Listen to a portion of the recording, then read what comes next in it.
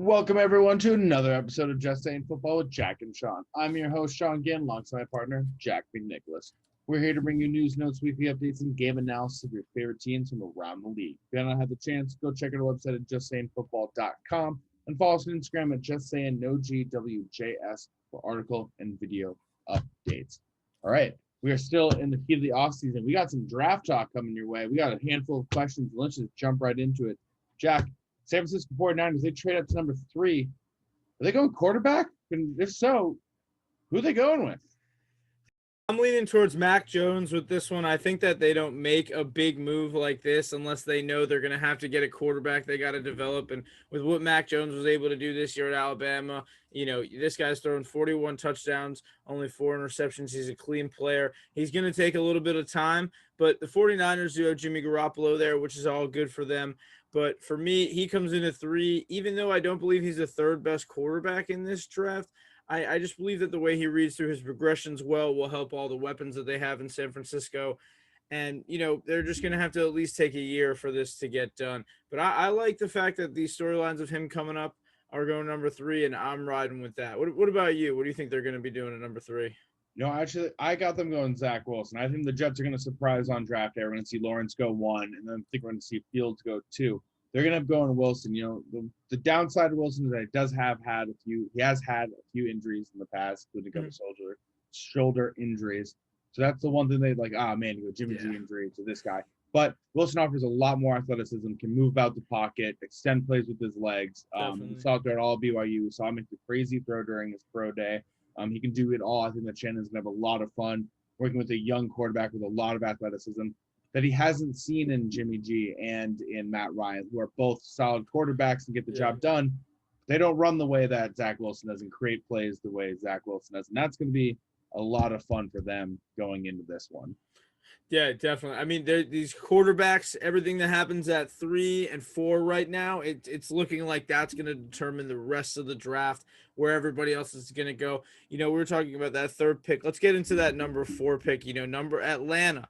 We're expecting 3 quarterbacks. Like Sean said, the Jets could surprise. We're expecting 3 quarterbacks to go in these top 3 picks. But this 4th pick, they have a lot of different options here. What are you thinking that they're going to be doing down there? It wouldn't surprise me if they did go quarterback and kept it at 4. But I assume they're going to end up going Jamar Chase. I know that's a little unusual. A lot of people even have Pitts going there. But Julio Jones is 32, and that's not to say that he's slowing down because he really doesn't. But we saw Ridley come into his own as a wide receiver 1 when Jones wasn't around. And getting Jamar Chase in there, who was also a wide receiver 1 and ready to play, is definitely the most pro-ready wide receiver in this draft. You have an ensemble of 3 solid wide receivers, and you have Hayden Hurst in the tight end spot. If you end up drafting a quarterback next year or in 2 years, Matt Ryan's only 35, still has some left in the tank for sure. They're going to have 2 solid wide receivers in Ridley and Chase going. So not only do you get Chase for the immediate future and helping out your offense, but you also are thinking 5 years down the line when you have Ridley locked up and you have Chase locked up. So you're helping out that quarterback going forward. Oh my God. No, that's so true. I mean, Jamar Chase on that offense with those 2 guys in there already, Matt Ryan will be playing like he's in his younger 30s, not like his mid 30s. But I'm going to give him another weapon as well. I believe that they don't go quarterback as well, especially, if Justin Fields or, with Trevor Lawrence expected to be gone, Wilson, Fields, Mac Jones sliding up in there, in my opinion. It's going to be tough for them to make a decision, and I do believe they won't make that decision on quarterback right now, as you said, 1 or 2 years in the future. But I believe they go get Kyle Pitts right now in this number 4 spot, the tight end out of Florida. I think that he's a big generational tight end, only 20 years old right now. Him and Calvin Ridley for a long time could be the top weapons if Chase obviously doesn't go in that spot as well. But given really just this team could have that long successor at the tight end position alongside Hayden Hurst, who they traded for, give them a little bit extra weapon, give them extra length on the offensive line for whoever would be playing running back for them. I'm just liking the fact they can put him anywhere and you can't really double cover anybody. Either of these guys would create a really big problem maybe for Tampa and their defense, the Super Bowl champions. They're trying to compete with those guys twice a year. Yeah, Pitts is definitely that kind of tight end. He's looking like that next generation. Everyone's talking about like the Wallers and the Kittles and the Kelseys, these ultra fast receiving tight ends. And that's definitely what Pitts offers and offers depth and could probably most likely even play the slot if need be. Yeah. But moving on, you got the Cincinnati Bengals at number 5. Do you go protection for your quarterback on Joe Burrow, or do you opt for talent at the playmaking position and look for a wide receiver? Yeah, for this one, I'm gonna go with Penei Sewell out of Oregon. I think that he's, probably the second or third best overall player in this draft. He's only 20 years old. He played 2 seasons at Oregon, opted out last year, and I think that this is just a sign of the times for the Bengals to start getting that offensive line help that we haven't really seen them provide this team with in the past. He's going to be the guy there for the next 10 years. They're expecting Burrow, after selecting him last year with the first pick, to be their quarterback in the next decade.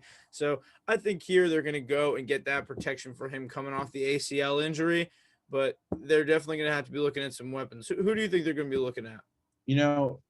Because my draft, I have Chase going number 4. I do agree with you, Sewell, for sure. However, Chase doesn't go 4.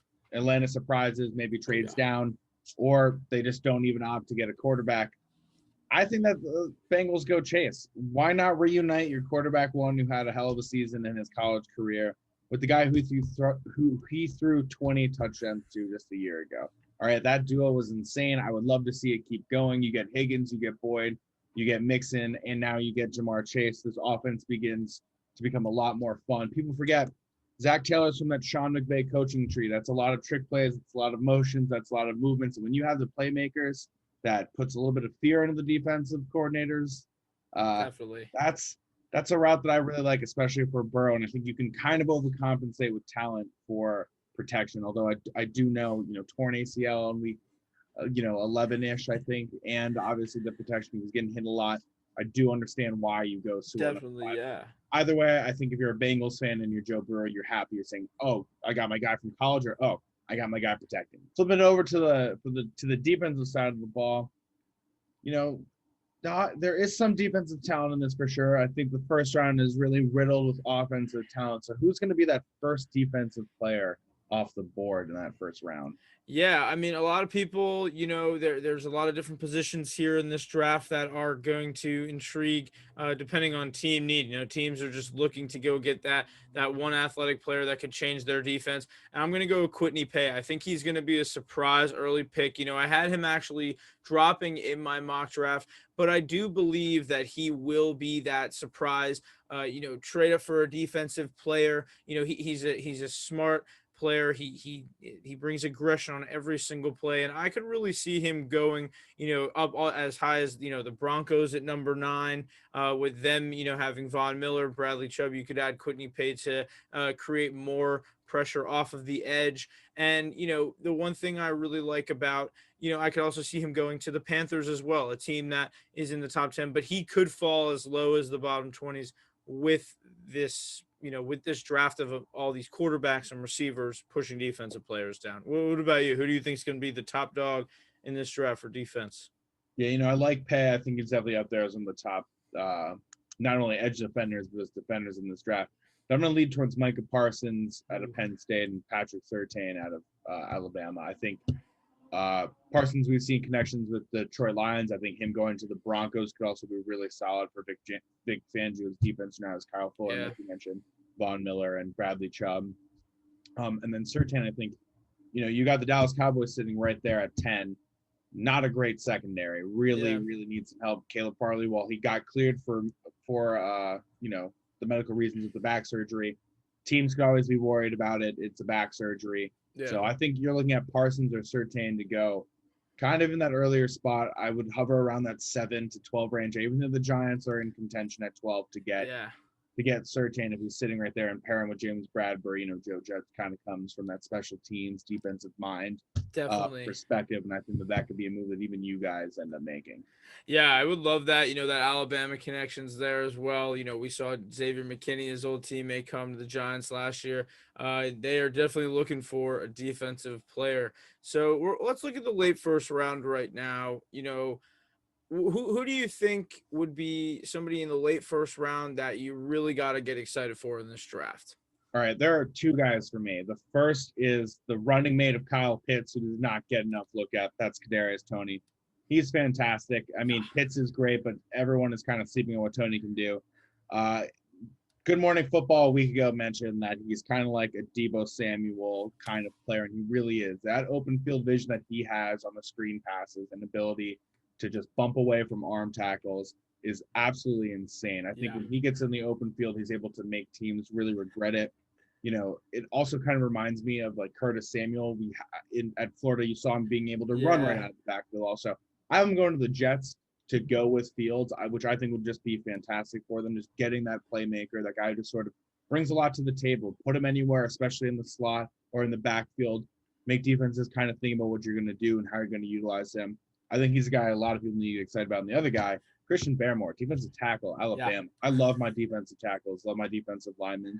This guy is my favorite. I think he's the best defensive tackle that you have coming into this draft right now. Definitely. Personally, my dream team for him to go to and dream player to play alongside, Indianapolis Colts. I want him with DeForest Buckner. I think this would be a lethal 1-2. If you're worried about Derrick Henry running for another 2,000 yards, that would be, right up the middle, your nose tackles kind of guys to prevent him from doing that. So Colts, you heard it here.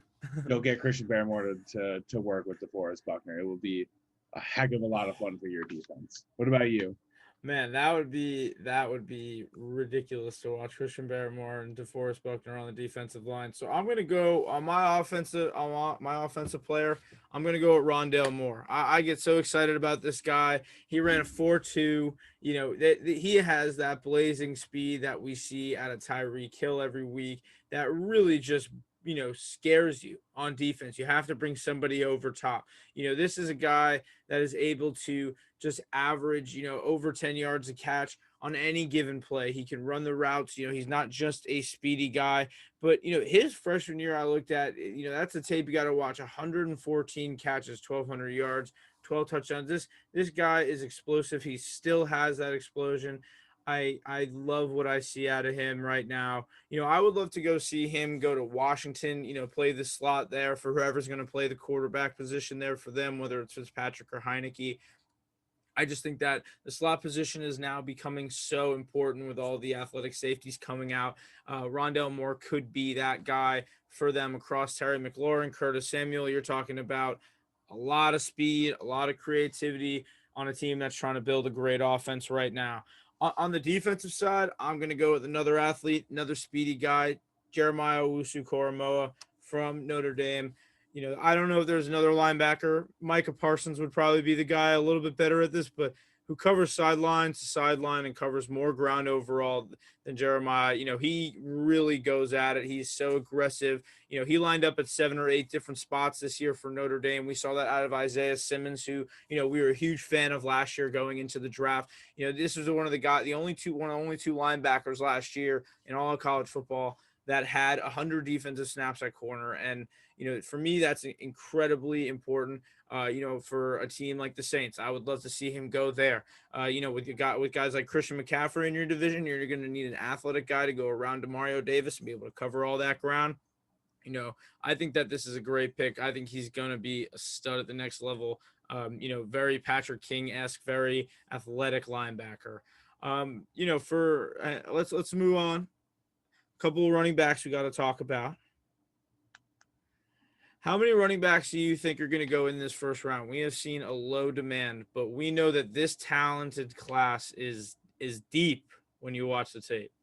I think you're looking at like a lot of day 2, day 3, day 4 guys in this draft. I think the only 2 first-round running back grades you can give confidently are Najee Harris, the running back out of Alabama, and Travis Etienne, running back out of Clemson. Personally, for me, I'm a bigger fan of Harris. I've been a big fan of him since the start of the season. And then his off the field, driving from Texas all the way to Alabama because the flight was delayed to be in a pro day that, his teammates were going to be a part of, but he wasn't actually even participating in, only adds, I think, to your draft stock. Shows you, not only are you there to add to the game as just an individual player, but you add to the team as a person.